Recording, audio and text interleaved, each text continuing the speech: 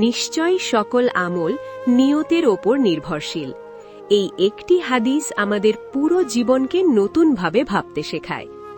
আজ আমরা শুনব এমন একটি গল্প যা আমাদের আমলের আসল ওজন বুঝিয়ে দেয়।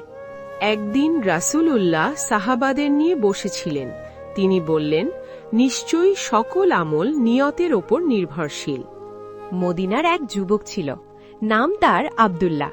সে নিয়মিত নামাজ পড়ত, রোজা রাখত এবং দান সদকা করত। মানুষ তাকে খুব নেককার মনে করত।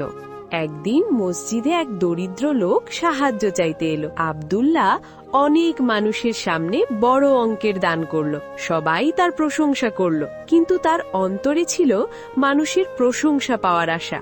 মানুষ দেখল তার দান, কিন্তু আল্লাহ দেখলেন তার অন্তর। কারণ আল্লাহ আমাদের চেহারা বা সম্পদের দিকে তাকান না, তিনি তাকান আমাদের অন্তরের দিকে। আরেকদিন গভীর রাতে যখন কেউ দেখছে না, আব্দুল্লাহ চুপি চুপি এক দরিদ্র পরিবারের দরজার সামনে খাবার রেখে এলো।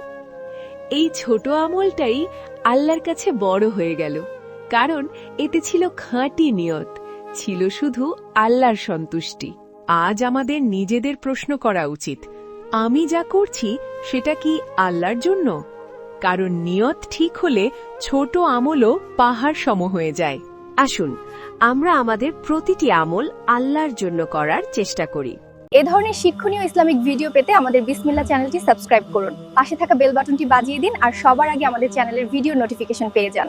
এই ভিডিওটি ভালো লাগলে লাইক ও শেয়ার করতে ভুলবেন না। মহান আল্লাহ আমাদের সবাইকে বোঝার মতন হেদায়েত দান করুন। আমিন।